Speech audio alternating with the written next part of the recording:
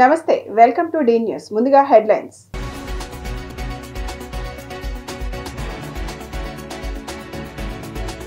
తుఫాను ప్రభావిత ప్రాంతాలను పరిశీలించిన సీఎం చంద్రబాబు నష్టపోయిన బాధితులకు అండగా నిలవాలని ఆదేశం.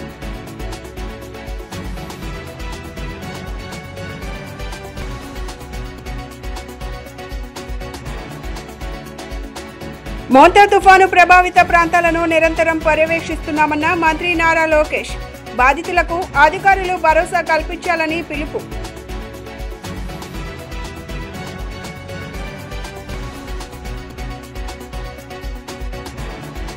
తుఫాను నేపథ్యంలో విజయవాడ కొండ ప్రాంతం ప్రజల భద్రతపై దృష్టి పెట్టామన్న మంత్రి సత్యకుమార్ యాదవ్. వర్షాల తర్వాత కూడా ప్రజలు అప్రమత్తంగా ఉండాలని సూచన. తుఫాను తన ప్రతాపాన్ని చూపిస్తుంది. ముఖ్యంగా కోస్తాంధ్రపై బీభత్సం సృష్టిస్తోంది.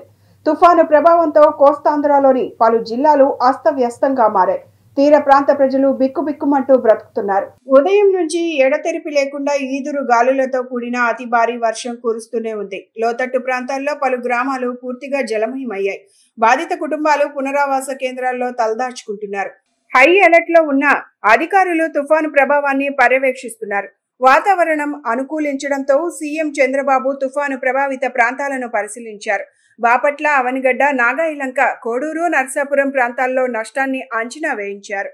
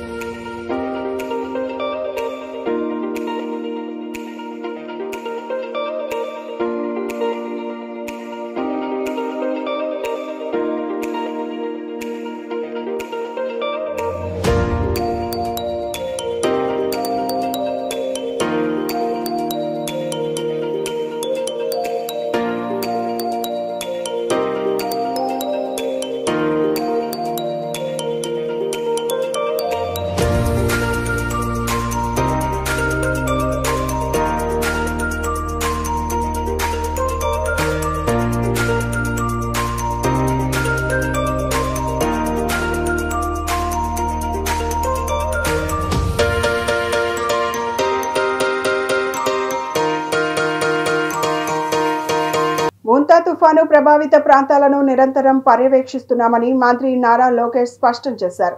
మోంతా తుఫాన్పై హోంమంత్రి అనితతో కలిసి మీడియాతో మాట్లాడారు. మంత్రులు, అధికారులు అంతా సిద్ధంగా ఉన్నట్లు చెప్పారు. ప్రధాని నరేంద్ర మోదీ కూడా నిత్యం పరిస్థితిని తెలుసుకుంటున్నారని అన్నారు. వర్ష ప్రభావంతో ఆకస్మికంగా వాగులు పొంగి ప్రవహించే అవకాశం ఉన్న ప్రాంతాల్లో మరింత అప్రమత్తంగా ఉండాలని ఈ సందర్భంగా అధికారులకు లోకేష్ సూచించారు. అవసరమైతే ఆర్మీని రంగంలోకి దించుదామని చెప్పారు. గతంలో వచ్చిన తుఫాన్ల కారణంగా జరిగిన నష్టాన్ని బేరీజు వేసుకొని తగిన చర్యలు తీసుకోవాలని ఆదేశించారు. ఈ తుఫాను దాదాపు 40 లక్షల మందిపై ప్రభావం చూపిందన్నారు. గత 5 రోజులుగా సైక్లోన్ మోంతా అనేది ఒక సివియర్ సైక్లోన్ అనేది ప్రజలకు తెలిసిన విషయమే. ఈరోజు రాత్రి 11:30 అమలాపురం దగ్గర, అంటే ఆ ఏరియా దగ్గర ల్యాండ్ ఫాల్ జరగబోతుంది. సుమారుగా 90 నుంచి 100 కిలోమీటర్ల స్పీడ్ ఉండబోతుంది. అంతేకాకుండా చుట్టుపక్కల ప్రాంతానికి పెద్ద ఎత్తున వర్షం కూడా రాబోతుంది. ఈ సైక్లోన్ అనేది గౌరవ ముఖ్యమంత్రి చంద్రబాబు నాయుడు గారు 23వ తారీఖు నుంచి ట్రాక్ చేస్తాం జరుగుతుంది. ఆయన యూఏఈకి వెళ్ళే ముందల కూడా సమీక్ష చేశారు. యూఏఈలో ఉన్నప్పుడు సమీక్ష చేశారు. తిరిగి వచ్చిన తర్వాత కూడా అనేక రివ్యూ మీటింగ్లు చేశారు. సుమారుగా 12 రివ్యూ మీటింగ్లు, టెలికాన్ఫరెన్స్లు, వీడియో కాన్ఫరెన్స్ గౌరవ ముఖ్యమంత్రి గారు నిర్వహించడం జరిగింది. గౌరవ ప్రధానమంత్రి నరేంద్ర మోడీ గారు కూడా నిన్న గౌరవ ముఖ్యమంత్రి గారితో మాట్లాడటం జరిగింది. ఏర్పాట్లన్నీ ఎలా ఉన్నాయనేది ఆయన స్వయంగా తెలుసుకుంటాం జరిగింది. ఆ కాల్ అయిన తర్వాత రాష్ట్ర ప్రభుత్వం కూడా కేంద్ర ప్రభుత్వానికి ప్రత్యేకంగా ప్రధానమంత్రి కార్యాలయానికి రియల్ టైం రిపోర్ట్స్ కూడా పంపిస్తాం జరుగుతుంది. ప్రధానమంత్రి గారు కూడా రాష్ట్రానికి ఏం కావాలన్నా మీరు చెప్పండి, అన్ని ఏర్పాట్లు చేస్తామని ఆయన కూడా చాలా క్లియర్గా ఉన్నారు. ఈ సైక్లోన్ వల్ల సుమారుగా 40 లక్షల మందికి ఇంపాక్ట్ ఉంటుంది. హై రిస్క్ ఏరియా వచ్చేగల కాకినాడ, కోనసీమ, వెస్ట్ గోదావరి, కృష్ణా, బాపట్ల, ప్రకాశం, నెల్లూరు ఈ జిల్లాలన్నీ రెడ్ అలర్ట్లోనే ఇక్కడ ఎక్కువ ఇంపాక్ట్ అనేది ఉంటుంది. మోంతా తుఫాన్ నేపథ్యంలో విజయవాడ అర్బన్ పరిధిలో కొండ ప్రాంతాల ప్రజల భద్రతపై ప్రత్యేక దృష్టి పెట్టడం జరిగిందని రాష్ట్ర వైద్య ఆరోగ్య శాఖ మంత్రి సత్యకుమార్ యాదవ్ తెలిపారు. వర్షాలు పడుతున్నప్పుడే కాకుండా తర్వాత కూడా అప్రమత్తంగా ఉండాల్సిన అవసరం ఉందని చెప్పారు. అంటు రోగాలు వ్యాప్తి చెందకుండా వైద్య ఆరోగ్య శాఖ సమన్వయ శాఖలతో కలిసి పని చేస్తోందని మంత్రివర్యులు సత్యకుమార్ యాదవ్ తెలిపారు. మంత్రి సత్యకుమార్ యాదవ్ జిల్లా కలెక్టర్ కార్యాలయంలోని కమాండ్ కంట్రోల్ కేంద్రాన్ని సందర్శించారు. రెవెన్యూ, పంచాయతీ, మున్సిపల్, వ్యవసాయం, ఇరిగేషన్, అగ్నిమాపక తదితర శాఖల అధికారులతో మాట్లాడి ప్రస్తుత పరిస్థితిపై చర్చించారు. ఈ సందర్భంగా మంత్రి మాట్లాడుతూ రాష్ట్ర విపత్తుల నిర్వహణ సంస్థ ఆర్టీజీఎస్ సూచనల మేరకు జిల్లాలో విపత్తును ఎదుర్కొనేందుకు అన్ని చర్యలు తీసుకున్నట్లు తెలిపారు. ముఖ్యంగా విజయవాడ అర్బన్ ప్రాంతంలో కొండ ప్రాంతాల్లో కొండ చర్యలు విరిగిపడేందుకు అవకాశం ఉన్న ప్రాంతాలపై ప్రత్యేకంగా దృష్టి పెట్టి ముంపు ఉన్న ఆవాసాల్లోని వారిని పునరావాస కేంద్రాలకు తరలించి అన్ని సౌకర్యాలు కల్పించినట్లు వివరించారు. నిండు గర్భిణీలతో పాటు తక్షణ వైద్య సాయం అవసరమైన వారిని గుర్తించి సమీప ఆసుపత్రులకు తరలించి సేవలు అందిస్తున్నట్లు తెలిపారు. అవసరమైన మందులతో పాటు 108, 104 ద్వారా సమర్థవంతంగా సేవలు అందించేందుకు చర్యలు తీసుకుంటున్నట్లు తెలిపారు. అన్ని పిహెచ్సిల పరిధిలో వాహనాలను సిద్ధంగా ఉంచినట్లు తెలిపారు. అత్యంత విధ్వంసం సృష్టిస్తుంది అనుకున్న మోంతా తుఫాను ఈ రాష్ట్రంలో గౌరవ ముఖ్యమంత్రి చంద్రబాబు నాయుడు గారు తీసుకున్న చర్యల వల్ల పూర్తిగా అధికార యంత్రాంగాన్ని ఈ విపత్తును ఎదుర్కోవడానికి సమాయత్తం చేయడం కారణంగా, జిల్లా కలెక్టర్ల సన్నద్ధత కారణంగా చాలా సమర్థవంతంగా ఎదుర్కోగలిగాం. తీవ్ర నష్టం వ్యాపిస్తుంది, ప్రాణ నష్టం జరగచ్చు అనుకున్న నేపథ్యంలో రాష్ట్ర ప్రభుత్వ యంత్రాంగం అప్రమత్తత కారణంగా అటువంటి నష్టం పెద్దగా సంభవించలేదు. ప్రభావిత జిల్లాల్లో కూడా చెట్లు పడిపోవడం, కొన్ని చోట్ల విద్యుత్ అంతరాయం కలిగించడం, ఈదురుగాల కారణంగా అనేక సబ్స్టేషన్లని విద్యుత్ నిలిపేయడం జరిగింది తప్పిస్తే పెద్దగా ప్రమాదం జరగలేదనే విషయం మనం చూస్తూ ఉన్నాం. అయితే ప్రతి గంటకు ఒకసారి రియల్ టైం మానిటరింగ్ చేస్తూ ఏ జిల్లాలో ఏ ప్రాంతాల్లో ఎంతెంత వర్షపాతం నమోదవుతోందని గుర్తించి తద్వారా జాగ్రత్త చర్యలు తీసుకునేలాగా జిల్లా యంత్రాంగాన్ని, అధికార యంత్రాంగాన్ని గౌరవ ముఖ్యమంత్రి గారు సన్నద్ధం చేసిన కారణంగా వాళ్ళు చాలా సమర్థవంతంగా మోంతా తుఫాన్ నుంచి రాష్ట్రాన్ని, రాష్ట్ర ప్రజల్ని ఆస్తి నష్టం జరగకుండా, పెద్ద ఎత్తున పంట నష్టం కూడా జరగకుండా ఆదుకోగలిగాం. కొన్ని వేల రిలీఫ్ క్యాంపులను పెట్టి లోతట్టు ప్రాంతాల్లో ప్రజల్ని కానీ, లేదా లంక గ్రామాల్లో ప్రజల్ని కానీ, అతి ఎక్కువ వర్షపాతం నమోదవుతున్న ప్రాంతాల్లోని ప్రజల్ని కానీ తరలించడం ద్వారా వారికి అన్ని రకాల వసతులు, భోజన వసతి, అదేవిధంగా మెడికల్ క్యాంపులు కూడా ఏర్పాటు చేయడం ద్వారా ఇవాళ ఎటువంటి నష్టం లేకుండా అరికట్టుకోగలిగాం. మనకు ఈ సైక్లోన్స్ అట్లాగే ఈ వరదలు అయితే వస్తాయో ఈ ప్రతి ఒక్క క్రైసిస్ ఒక్కొక్క మంచి మంచి టెక్నాలజీ నేర్పిస్తున్నాయి. ఎందుకంటే సీఎం గారు ఎప్పుడూ ఇన్నోవేటివ్గా ఆలోచిస్తుంటారు, క్రియేటివ్గా టెక్నాలజీ వాడుకుంటూ ఎఫిషియన్సీ పెంచడం చెప్తుంటారు. దీంట్లో భాగంగా ఈసారి మనం ఏదైతే మంతా తుఫాన్ వచ్చిందో దీనికి డ్రోన్స్ని ఎన్యూమరేషన్ కోసం వాడుతున్నాము. ముఖ్యంగా ఫీల్డ్ ఎన్యూమరేషన్లో మనకు మీకు తెలిసే ఉంది, రోడ్ డ్యామేజు లేదా చెట్లు పడిపోవడము లేదా ఇది మన పంటలు డ్యామేజ్ అయితే ఉందో దీనికోసం డ్రోన్స్ని వాడి డ్రోన్స్ ద్వారా ప్రిలిమినరీ ఎన్యూమరేషన్ చేయడానికి ఆదేశాలు వచ్చినాయి. ఇదే ప్రకారంగా నా జిల్లాకి, ఎన్టీఆర్ జిల్లాకి 20 డ్రోన్స్ ఇప్పటికే వచ్చాయి. 20 టీమ్స్ చేసి ప్రతి మండలానికి ఒక టీం పంపించాము. సో వాళ్ళు మండలాల్లో ఆ డ్రోన్ ఎగరేసి ఫస్ట్ ఇనిషియల్గా అంచనా వేస్తారు. అలాగే వాటర్ స్టాగ్నేషన్ ఎక్కడ ఉంది, ఈ క్యాస్కేడింగ్ ఆఫ్ ట్యాంక్స్లో ఎక్కడైనా బ్రీచింగ్ ఇచ్చిన అటువంటి ఏమైనా ఉన్నాయా, ఇవన్నీ కూడా దాంట్లో వెరిఫికేషన్ చేసుకుంటూ ఎప్పటికప్పుడు రియల్ టైం ఇన్ఫర్మేషన్ ఇస్తూ ఉంటారు. దీని ద్వారా ఏంటంటే ఒకటి అక్యురసీ పెరుగుతుంది, ఇన్ఫర్మేషన్ టైమ్లీగా వస్తుంది.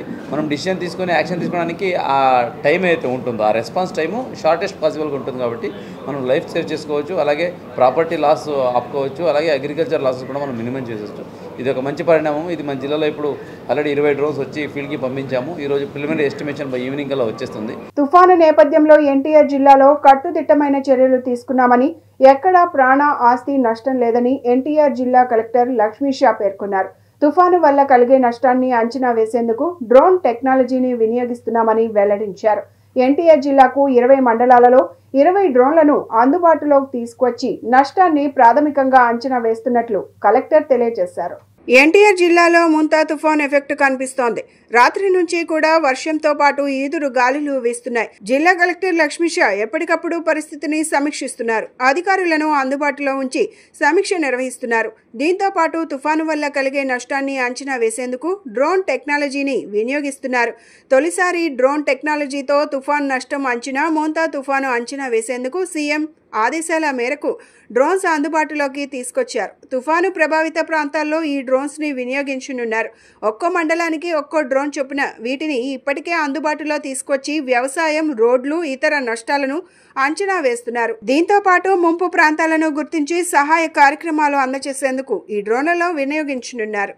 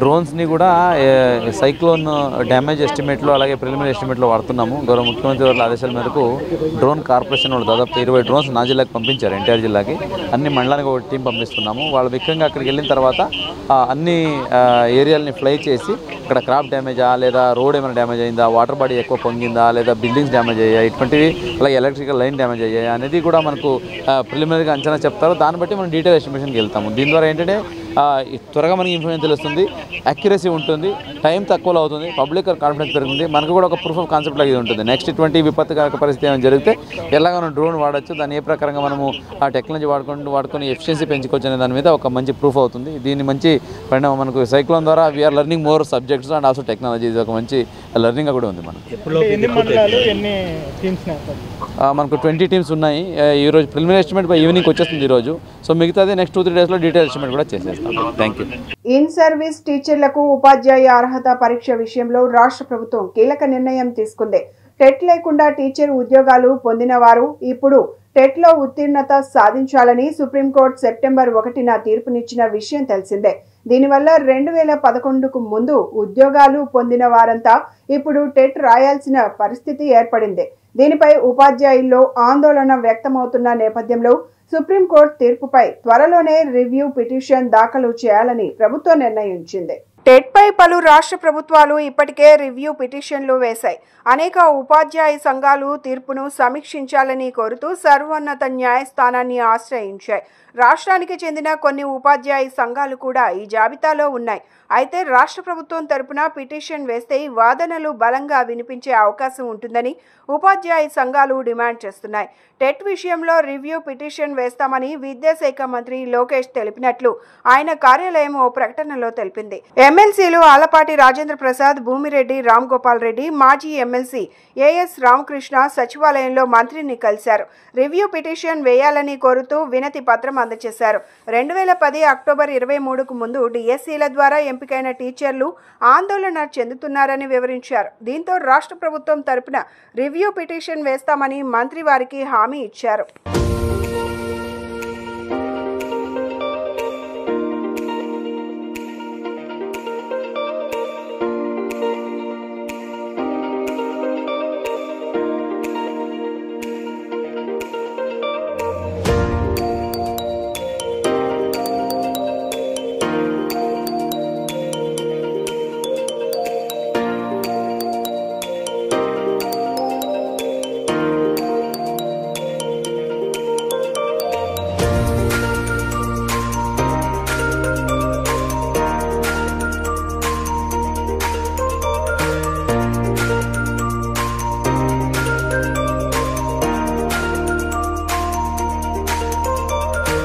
మోంతా తుఫాను కారణంగా రాష్ట్రంలో ఎటువంటి ప్రాణ నష్టం జరగకుండా ప్రజలకు ఎలాంటి ఇబ్బందులు కలగకుండా ఉండేందుకు ముఖ్యమంత్రి నారా చంద్రబాబు నాయుడు సమర్థవంతంగా న్యాయకత్వంలో ప్రభుత్వ యంత్రాంగం గత 3 రోజులుగా అవిశ్రాంతంగా కృషి చేస్తున్నాయని సెంట్రల్ ఎమ్మెల్యే బోండా ఉమామహేశ్వరరావు తెలియజేశారు. సెంట్రల్ నియోజకవర్గంలోని పలు ప్రాంతాల్లో మోంతా తుఫాను ప్రభావం వల్ల కురుస్తున్న వర్షాలకు స్థానిక ప్రజలు ఎదుర్కొంటున్న ప్రధాన సమస్యల్లో డ్రైనేజీ సమస్య ఒకటి. ఈ సమస్యను ప్రభుత్వ విప్ సెంట్రల్ నియోజకవర్గ శాసనసభ్యులు బోండా ఉమామహేశ్వరరావు వెంటనే హుటాహుటిన సంబంధిత అధికారులతో కలిసి తుఫాను ప్రభావిత ప్రాంతాలను సమీక్షించి ప్రజలకు భరోసా కల్పించారు. ఈ సమస్యల తీవ్రతను గుర్తించిన ఆయన తక్షణమే వాటిని పరిష్కరించాలని అధికారులకు స్పష్టమైన ఆదేశాలు జారీ చేశారు. ఈ సందర్భంగా ఎమ్మెల్యే బోండా ఉమా మాట్లాడుతూ సమిష్టి కృషికి ప్రతిఫలమే రాష్ట్రంలో ఎక్కడా ప్రాణ నష్టం గానీ పెద్ద ఎత్తున ఆస్తి నష్టం గానీ జరగకుండా నివారించగలిగామని చెప్పారు. తుఫాను హెచ్చరికలు అందినప్పటి నుండి ప్రభుత్వం ముందస్తు జాగ్రత్త చర్యలు తీసుకోవడంలో అప్రమత్తంగా వ్యవహరించిందని, ప్రజలను సురక్షిత ప్రాంతాలకు తరలించడం, సహాయక శిబిరాలను ఏర్పాటు చేయడం, ఆహారం మరియు ఇతర నిత్యావసరాలను అందించడం వంటి పనులను సమర్థవంతంగా నిర్వహించామని తెలిపారు. ప్రభుత్వం చేపట్టిన ఈ విస్తృతమైన సహాయక చర్యల వల్లనే తుఫాను ప్రభావం ఉన్నప్పటికీ ప్రజల ప్రాణాలకు, ఆస్తులకు పెద్దగా నష్టం వాటిల్లలేదని పునరుద్ఘాటించారు. ముఖ్యమంత్రి దూరదృష్టి, అధికారుల అంకితభావం మరియు ప్రజల సహకారం వల్లే ఈ విజయం సాధ్యమైందని, భవిష్యత్తులో ఇలాంటి ప్రకృతి వైపరీత్యాలు సంభవించినప్పుడు కూడా ప్రభుత్వం ఇదే స్ఫూర్తితో పనిచేసి ప్రజలకు అండగా నిలుస్తుందని పేర్కొన్నారు.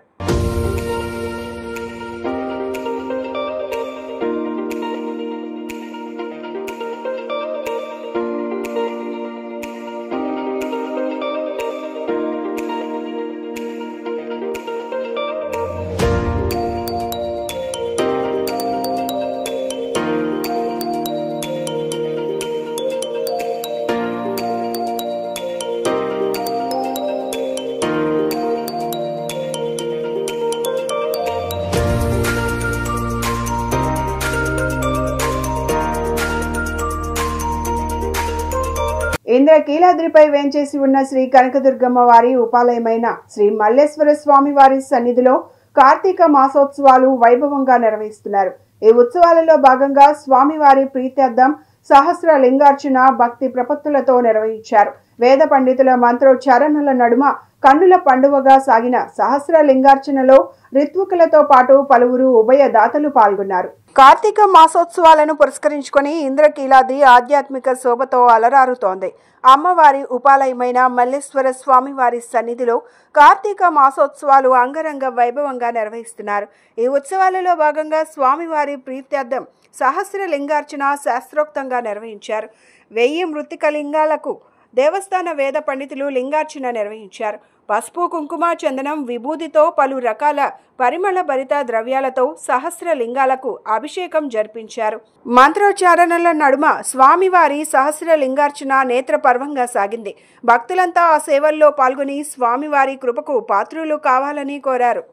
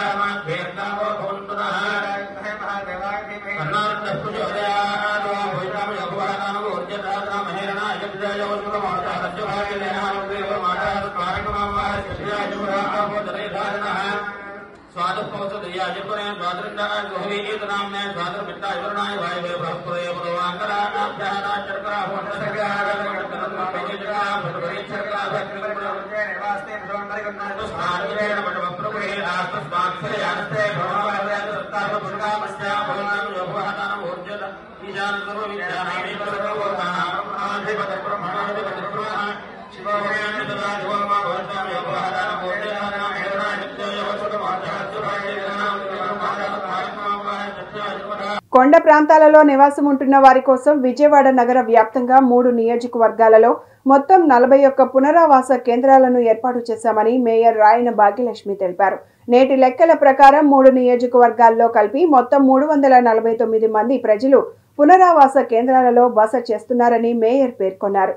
వర్షాల కారణంగా ఇబ్బందులు పడుతున్న ప్రజలందరికీ కార్పొరేషన్ అండగా ఉంటుందని ఆమె హామీ ఇచ్చారు. మోంతా తుఫాను కారణంగా విజయవాడ నగరంలో కురుస్తున్న భారీ వర్షాల కారణంగా కొండ ప్రాంతాల్లో నివసించే ప్రజలు తీవ్ర ఇబ్బందులకు గురవుతున్నారు. ఈ నేపథ్యంలో వారి కోసం నగరపాలక సంస్థ తరపున విస్తృత స్థాయిలో పునరావాస చర్యలు చేపట్టామని మేయర్ రాయన భాగ్యలక్ష్మి వెల్లడించారు. కొండ ప్రాంతాలలో నివాసం ఉంటున్న వారి కోసం విజయవాడ నగర వ్యాప్తంగా 3 నియోజకవర్గాలలో మొత్తం 41 పునరావాస కేంద్రాలను ఏర్పాటు చేశామని మేయర్ తెలిపారు. సర్కిల్ 1 పరిధిలోని 15, సర్కిల్ 2 పరిధిలో 16 ఈ కేంద్రాలలో ప్రజలకు పూర్తి స్థాయిలో బాత్రూంలతో పాటు వైద్య సేవలు కూడా అందుబాటులో ఉంచామని, DMHO ద్వారా వారికి ఎలాంటి ఇబ్బంది లేకుండా వైద్య సహాయం అందిస్తున్నామని వివరించారు. ప్రతిరోజు ఎంతో మంది నిరాశ్రయులైన ప్రజలు ఈ కేంద్రాలకు వచ్చి కార్పొరేషన్ ద్వారా ఏర్పాటు చేసిన ఆహారాన్ని తీసుకుంటున్నారని, కొంతమంది భోజనం చేసి వారి బంధువుల ఇళ్లకు వెళ్తుంటే మరికొంతమంది ఆ సెంటర్లోనే ఉంటున్నారని మేయర్ తెలిపారు. నేటి లెక్కల ప్రకారం 3 నియోజకవర్గాల్లో కలిపి మొత్తం 349 మంది ప్రజలు పునరావాస కేంద్రాలలో బస చేస్తున్నారని మేయర్ పేర్కొన్నారు. సర్కిల్ 1లో 178 మంది, సర్కిల్ 2లో 115 మంది, సర్కిల్ 3లో 53 మంది స్టే చేసినట్లు లెక్కలు తెలియజేశారు. ఇబ్బందులు పడుతున్న ప్రజలందరికీ కార్పొరేషన్ అండగా ఉంటుందని ఆమె హామీ ఇచ్చారు. ఈరోజు మన విజయవాడ నగరంలోన ఏదైతే ఈ వర్షాలు పట్టం మూలాన తీవ్రమైన ఇబ్బందులకి కొండ ప్రాంతంలో ఉన్న ప్రజలు ఇబ్బంది పడటం జరుగుతుంది. కొండ ప్రాంతంలో ఉన్న ఎవరైతే నివాసితులై ఉన్నారో వాళ్ళ కోసం రిహాబిలిటేషన్ సెంటర్స్ అన్నవి మన విజయవాడ నగర వ్యాప్తంగా 3 నియోజకవర్గాల్లో గాను 41 పెట్టడం జరిగింది. సర్కిల్ 1లోన మనకి 15, సర్కిల్ 2లో 16, సర్కిల్ 3లో 10 రిహాబిలిటేషన్ సెంటర్స్ అన్నది మనం ఏర్పాటు చేశాము. అక్కడ ప్రజలకి పూర్తిగా ఏదైతే ఫుడ్ కానీ, లేకపోతే వాళ్ళకి కావాల్సిన అకామిడేషన్ కానీ, బాత్రూమ్స్ కానీ, అలాగే వాళ్ళకి మెడికల్ కూడా ఎలాంటి ఇబ్బంది లేకుండా DMHO ద్వారా వాళ్ళకు కూడా అక్కడ మెడికల్గా ఏదైనా కావాలన్నా పూర్తి స్థాయిలో అందించడం జరుగుతుంది. అలాగే ఏదైతే ప్రతిరోజు ఎంతోమంది ప్రజలు నిరాశ్రులైన ఉన్న ప్రజలు కొంతమంది ఏదైతే రిహాబిలిటేషన్ సెంటర్స్ ఉన్నాయో ఆ సెంటర్స్కి రావటం, అక్కడ ఫుడ్ కూడా కార్పొరేషన్ ద్వారా అరేంజ్ చేయడం జరిగింది. ఫుడ్ కూడా తిని కొంతమంది వాళ్ళ చుట్టాల ఇళ్ళకి వెళ్ళిపోతున్నారు, కొంతమంది అదే సెంటర్లోనే ఉంటున్నారు. ఈరోజు మనం చూసుకుంటే 349 మంది ఈరోజు మన 3 నియోజకవర్గాల్లో గాను సర్కిల్ 1లోన 178 మంది, సర్కిల్ 2లోన 115 మంది, సర్కిల్ 3లోన 53 మంది ఈ పూటకి ఈరోజు స్టే చేసిన వాళ్ళు 349 మంది మనకి ఉండటం జరుగుతుంది. అత్యవసర మెడికల్ క్యాంపులు కూడా మనం పూర్తి స్థాయిలో విజయవాడ నగర వ్యాప్తంగా మనం ఎక్కడ ఫెసిలిటీస్ కావాలంటే అక్కడ మనం అత్యవసరంగా కూడా మనం ఏర్పాటు చేయడం జరిగింది.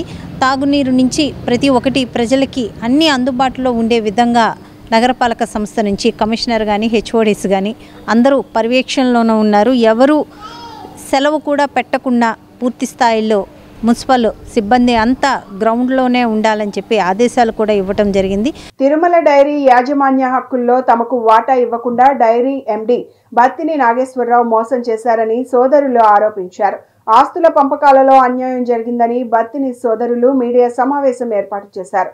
తిరుమల డైరీ నుంచి రావాల్సిన షేర్స్ తమకు రావడం లేదని Tirumala dairy managing director Battini Nageswararao సోదరుడు బత్తిని ప్రభాకర్ ఆరోపణలు చేశారు. తమకు న్యాయం చేయాలని పోలీసులు ప్రభుత్వానికి ఆయన విజ్ఞప్తి చేశారు. తిరుమల డైరీలో రావాల్సిన వాటాల గురించి బాధిత కుటుంబ సభ్యులు బందర్ రోడ్ లబ్బిపేటలోని ఓ హోటల్లో విలేకరుల సమావేశం జరిపారు. ఈ సందర్భంగా Tirumala dairy managing director Battini Nageswararao సోదరుడు బత్తిని ప్రభాకర్ మాట్లాడుతూ 1995లో ప్రకాశం జిల్లా వెల్లల చెరువు వద్ద తిరుమల డైరీని మా నాన్న కోటేశ్వరరావు ప్రారంభించారని తెలియజేశారు. మేము మొత్తం 8 మంది సోదరులమని, తిరుమల డైరీ విషయంలో మా అన్న డైరీ ఎండి బత్తిని నాగేశ్వరరావు 4 సోదరులను మోసం చేశారని అన్నారు. తిరుమల డైరీలో రావాల్సిన షేర్లు మా 4 సోదరులకు దక్కలేదన్నారు. దీనిపై పోలీసులకు ఫిర్యాదు కూడా చేసినట్లు తెలియజేశారు. మా తండ్రి నుంచి రావాల్సిన వారసత్వ ఆస్తిని కూడా నాగేశ్వరరావు మోసపూరితంగా తనకు మళ్లించుకున్నారని ఆరోపించారు. శివప్రసాద్ అనే ఓ సోదరుడు తనకు తిరుమల డైరీలో రావాల్సిన 16,500 షేర్ల కోసం 2000 సంవత్సరంలో నోటీసు పంపారన్నారు. నోటీసు రావడంతో సోదరులను మోసం చేయొద్దని భాగస్వాములు నాగేశ్వరరావును మందలించారని, దీంతో శివప్రసాద్కు తెలియకుండా షేర్లన్నీ నాగేశ్వరరావు బదిలీ చేసుకున్నారని అన్నారు. షేర్ హోల్డర్స్ ను బయటకు పంపాలన్న బ్యాంకు ద్వారా సెటిల్ చేయాలనే నిబంధన ఉన్నా ఆయన అవి పాటించలేదన్నారు. 8 మంది సోదరులకు ₹2.50 వాటాలు ఉన్నాయని, నాగేశ్వరరావు మొదట్లో మమ్మల్ని కన్విన్స్ చేసి వ్యాపారం చేసేవారని అన్నారు. డైరీ అమ్మినప్పుడు మీకు సెటిల్మెంట్ చేస్తానని చెప్పి 2013లో జర్మనీ కంపెనీకి 1900 కోట్లకు అమ్మేశారన్నారు. ఇప్పుడు దాని విలువ 315 కోట్లకు చేరిందన్నారు. మాకు వారసత్వ హక్కుగా రావాల్సిన వాటాను నాగేశ్వరరావు అల్లుళ్ళు అనుభవిస్తున్నారన్నారు. అదేమిటని ప్రశ్నిస్తే కంపెనీ అమ్మినప్పుడు 2 ఏళ్ల పాటు 200 కోట్లను హోల్డ్ చేశారని, 2016లో రాగానే మీకు ఇస్తానని చెప్పి మోసం చేశారన్నారు. తిరుమల డైరీ నుండి రావాల్సిన షేర్స్ రాని కారణంగా మా వద్ద ఉన్న షేర్ డాక్యుమెంట్స్ మీడియా ముందు ప్రవేశపెడుతున్నామన్నారు. తిరుమల డైరీ బాధ్యతలు పెద్ద కొడుకు అయిన నాగేశ్వరరావుకు అప్పగిస్తే 4 సోదరులను నిలువునా మోసం చేశారన్నారు. గతంలో నాగేశ్వరరావు మీద ప్రకాశం జిల్లాలో చీటింగ్ కేసు కూడా నమోదైందని, మరోసారి ఈ విషయంపై డీజీపీని కలిసి ఫిర్యాదు చేశామన్నారు. విలేకరుల సమావేశంలో బత్తిని వెంకటేశ్వరరావు, బత్తిని గణేష్, బత్తిని వెంకటరమణ తదితరులు పాల్గొన్నారు. ప్రభాకర్ అండి, మా నాన్నగారి పేరు బత్తిని కోటేశ్వరరావు గారు. మా నాన్నగారికి మేము 8 మంది మగపిల్లలు, 2 ఆడపిల్లలు అండి. దాంట్లో మొట్టమొదటి వ్యక్తి బత్తిని నాగేశ్వరరావు గారు. నేను 6వ వాడిని అండి. నా పేరు ప్రభాకర్ అండి. మా తమ్ముడు వెంకటేశ్వరరావు అండి. 3వ అన్నయ్య బత్తిని వెంకట శివప్రసాద్ గారు. ఆయన చనిపోయారండి. ఆయన భార్య మా వదిన గారు, వాళ్ళ పెద్ద అబ్బాయి. ఇంకొక అబ్బాయి హైదరాబాద్ జాబ్ చేస్తున్నాడు. మా ఫాదర్ వృత్తిరీత్యా డ్రైవర్ అండి, లారీ డ్రైవరు. ఆయన కష్టపడి సంపాదించిన లారీని ఒకటి అమ్మి ఫైనాన్స్ కంపెనీలో బొల్లా బ్రహ్మనాయుడు గారితో వ్యాపారం స్టార్ట్ చేశారండి 1990లో. ఆ వ్యాపారం మనీ ఫైనాన్స్ అండి కంపెనీ పేరు. దాని మీద వచ్చిన లాభంతో Tirumala dairy milk products Vellala చెరువులో స్టార్ట్ చేశారు. దానికి మేనేజింగ్ డైరెక్టర్ దూలిపల్ల సాంబశివరావు గారు, ఇంకొక డైరెక్టర్గా వచ్చేసి మన దండా బ్రహ్మానందం గారండి. బత్తిని నాగేశ్వరరావు అనే అతను డైరెక్టర్ అండి. ఆ డైరీ 1996లో 95లో స్టార్ట్ చేశారండి. 96లో వర్కింగ్ క్యాపిటల్ కోసం మా ఫాదరు, మాది జాయింట్ ఫ్యామిలీ అండి, మాకున్న 4 ఇళ్ళు కూడా సత్తెనపల్లి స్నేహ ఫైనాన్స్ సాంబశివరావు గారి దగ్గర తాకట్టు పెట్టి, ఆ ఇళ్లతో పాటు ఇంకో 2 లారీలు ఉన్నాయండి, ఆ లారీలు కూడా తాకట్టు పెట్టి 10 లక్షల వర్కింగ్ క్యాపిటల్ కింద తీసుకొచ్చాడు ఉమ్మడి కుటుంబంలో. అదేవిధంగా బ్రహ్మనాయుడు గారు కూడా తనకున్న ఆస్తులను తాకట్టు పెట్టి ఫైనాన్స్ తీసుకొచ్చి డైరీ అభివృద్ధి కోసం పాటుపడ్డారని వాళ్ళు. ఆ విధంగా డైరీ అభివృద్ధి చెందుతున్న టైంలో బత్తిని నాగేశ్వరరావుకి ఒక దుర్మార్గపు ఆలోచన మనసులోకి వచ్చి కలిగిందండి. ఈ డెవలప్మెంట్ మొత్తం కూడా చూసిన తర్వాత ప్రతి ఆస్తి కూడా ఉద్దేశపూర్వకంగానే, మా ఫాదరు ఏప్రిల్ 21, 2021 చనిపోయారండి. అంటే ఆయన చనిపోయే నాటికి 87 సంవత్సరాలు. డైరీలో డెవలప్ అవుతున్న టైంలో మా ఆస్తులు తాకట్టు పెట్టినప్పుడు ఏ చిన్న అవకతవకలు జరిగినా మొత్తం కుటుంబం మొత్తం నష్టానికి వచ్చేది. అటువంటిది మా అదృష్టం కొద్ది అభివృద్ధి చెంది లక్షలు సంపాదించారు, డైరీలు కోట్లు సంపాదించారు. ఈ రోజు నా క్రెడిబిలిటీ మొత్తం బత్తిని నాగేశ్వరరావు తీసుకొని అన్ని కోట్లు అతనే ఎంజాయ్ చేస్తూ ఉన్నాడండి. రాష్ట్రంలోని 7 తీర ప్రాంత జిల్లాలపై మోంతా తుఫాను పంజా విసిరింది. ప్రచండ వేగంతో వీచిన పెనుగాలులు భారీ వర్షాలతో బీభత్సం సృష్టించింది. ఉమ్మడి కృష్ణా, తూర్పు గోదావరి జిల్లాల్లో అప్పటికప్పుడు కుంభవృష్టి పడడం, ఆ తర్వాత పెనుగాలులు విరుచుకుపడడం, ఇలా గంటకో రకంగా వాతావరణం మారిపోతూ జనాన్ని హడలెత్తించింది. గతంలో ఏ తుఫాన్ సమయంలోనూ లేనంతగా ఉప్పాడ వద్ద సముద్రం విలయ తాండవం చేసింది. భారీ శబ్దాలతో 10 మీటర్లకు పైగా ఎత్తులో కెరటాలు ఎగసి పడడంతో బందర్ బీచ్, కాకినాడ, ఉప్పాడ బీచ్ రోడ్లో 10 కిలోమీటర్ల మేర పరిస్థితి భయానకంగా మారింది. కోనసీమ జిల్లాలో గంటకు 80 కిలోమీటర్లకు మించిన వేగంతో గాలులు విరుచుకుపడ్డాయి. దివిసీమతో పాటు కృష్ణా డెల్టా ప్రాంతంలో ప్రజలు భారీ గాలులు వీయడంతో తీవ్ర ఇక్కట్లకు గురయ్యారు. ఉదయం నుంచి రహదారులపై రాకపోకలను నిలిపివేసినట్లు అధికారులు ప్రకటించారు. కాకినాడ, కోనసీమ, ఉమ్మడి కృష్ణా జిల్లాలో వేలాది చెట్లు నేల కొరగడంతో రాత్రి 7 గంటల వరకు సాధ్యమైనన్ని తొలగించి విద్యుత్ లైన్లు సరిచేశారు. ఉమ్మడి కృష్ణా, తూర్పు గోదావరి జిల్లా వ్యాప్తంగా వర్తక, వాణిజ్య, వ్యాపార సంస్థలు మూతపడ్డాయి. మోంతా తుఫాను విశాఖపట్నం జిల్లాపై తీవ్ర ప్రభావం చూపింది. బలమైన గాలులు దాటికి రహదారులపై వృక్షాలు విరిగిపడి రాకపోకలు నిలిచిపోయాయి. మంగినపూడి బీచ్ వద్ద సముద్రం 300 మీటర్లు ముందుకొచ్చింది. 165 పునరావాస శిబిరాల్లో 6,618 మందికి ఆశ్రయం కల్పించారు. మంగళవారం రాత్రి కృష్ణా జిల్లాలోని తీర ప్రాంతంలో చాలా వరకు విద్యుత్ సరఫరా నిలిచిపోవడంతో చీకట్లు అలుముకున్నాయి.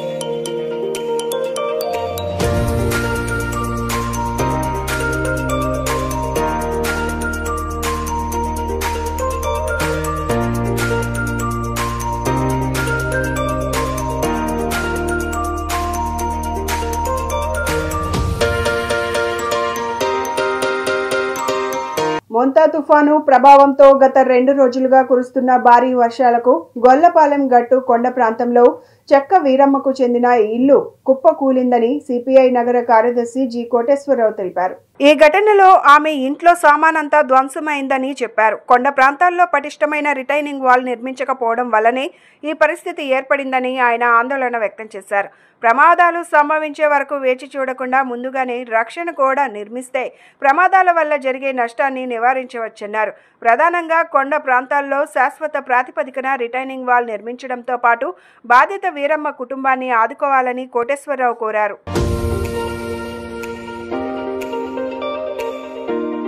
గత 2 రోజులుగా విస్తారంగా కురుస్తున్నటువంటి వర్షాలకి తుఫాను ప్రభావంతో 50వ డివిజన్ ఒడుగువారి వీధిలోని డోర్ నెంబర్ 6-13-19/2 ఇల్లు వీరమ్మ గారి ఇల్లు కూలిపోయింది.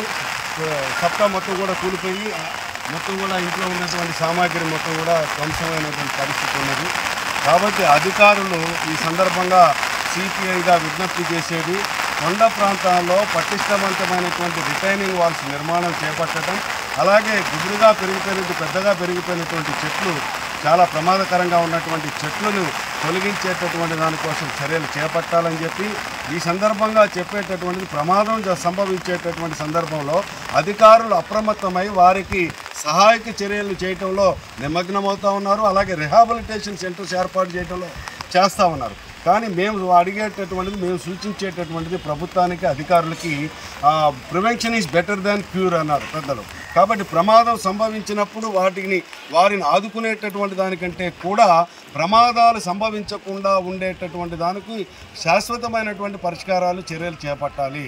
అంటే ప్రధానంగా కొండ ప్రాంతాల్లో రిటైనింగ్ వాల్స్తో పాటు మురుగునీరు పారుదలయ్యేటటువంటి డ్రైనేజ్ వ్యవస్థ సరిగ్గా లేకపోవటం వలన ఆ డ్రైనేజీలో వచ్చేటటువంటి వాటర్ కొండ చెరువుల్లోకి వెళ్ళిపోవటం వలన తరచూ కూడా సాయిల్ అంతా కూడా మెత్తబడిపోయి ఇలా వర్షాలు వచ్చినప్పుడు అంతా కూడా ఇళ్ల మీద పడేటటువంటి పరిస్థితి ఉన్నది.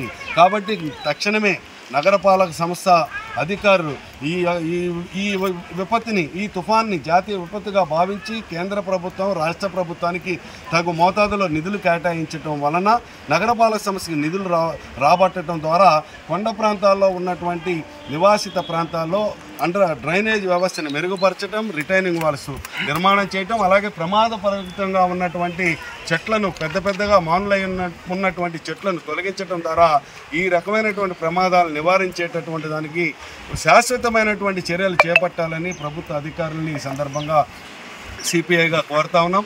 రాష్ట్రంలో అత్యధిక జనాభా కలిగిన బీసీలకు 42% రిజర్వేషన్ కల్పించే విధంగా తెలుగుదేశం ప్రభుత్వం చర్యలు తీసుకొని అసెంబ్లీ సమావేశాలలో చర్చించి కేంద్రానికి నివేదికను పంపించాలని కాంగ్రెస్ పార్టీ రాష్ట్ర ఉపాధ్యక్షులు కొలనుకొండ శివాజీ డిమాండ్ చేశారు. రాష్ట్రంలో బీసీలకు రాజ్యాధికారంతో పాటు ఉద్యోగ అవకాశాలు కల్పించే విధంగా ప్రభుత్వాలు ప్రత్యేక చర్యలు తీసుకోవాలని కోరారు. బీసీలు తెలుగుదేశం ప్రభుత్వానికి వెన్నెముకగా చెప్పుకుంటున్నారు తప్ప బీసీల సంక్షేమ అభివృద్ధి కోసం ఏమాత్రం ఆలోచన చేయటం లేదని మండిపడ్డారు. ఇప్పటికైనా ప్రభుత్వం స్పందించి కేంద్ర ప్రభుత్వంపై ఒత్తిడి తీసుకొచ్చి బీసీలకు స్థానిక సంస్థల్లో 42% రిజర్వేషన్ అమలయ్యే విధంగా ప్రత్యేక చట్టాలు తీసుకురావాలని కోరారు. రాష్ట్రంలో బీసీల రాజ్యాధికారం కోసం సకల జనుల ఆందోళన కార్యక్రమం చేపడతామని చెప్పారు.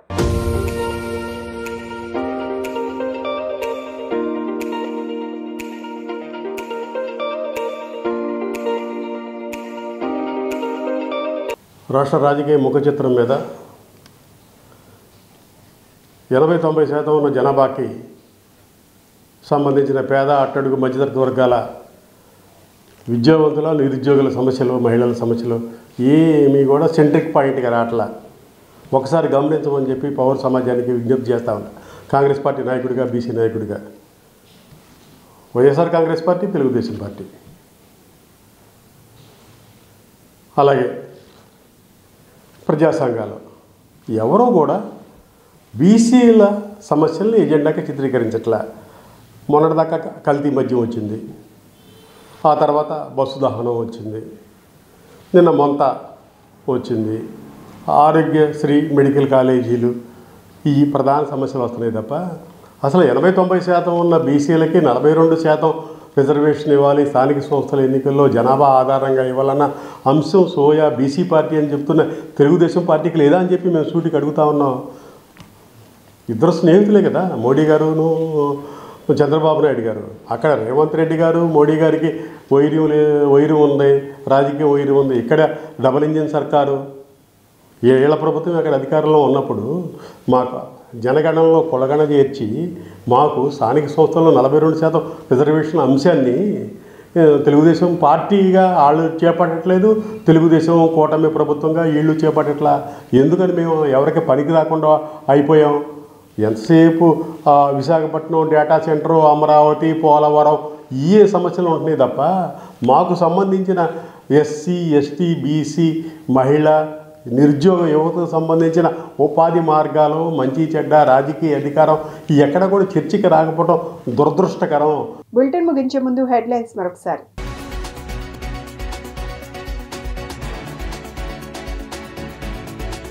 తుఫాను ప్రభావిత ప్రాంతాలను పరిశీలించిన సీఎం చంద్రబాబు, నష్టపోయిన బాధితులకు అండగా నిలవాలని ఆదేశం.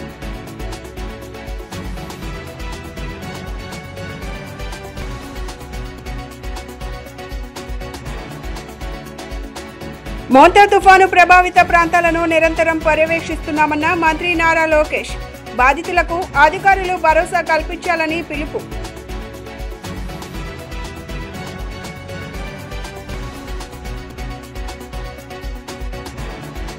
తుఫాను నేపథ్యంలో విజయవాడ కొండ ప్రాంతం ప్రజల భద్రతపై దృష్టి పెట్టామన్న మంత్రి సత్యకుమార్ యాదవ్, వర్షాల తర్వాత కూడా ప్రజలు అప్రమత్తంగా ఉండాలని సూచన.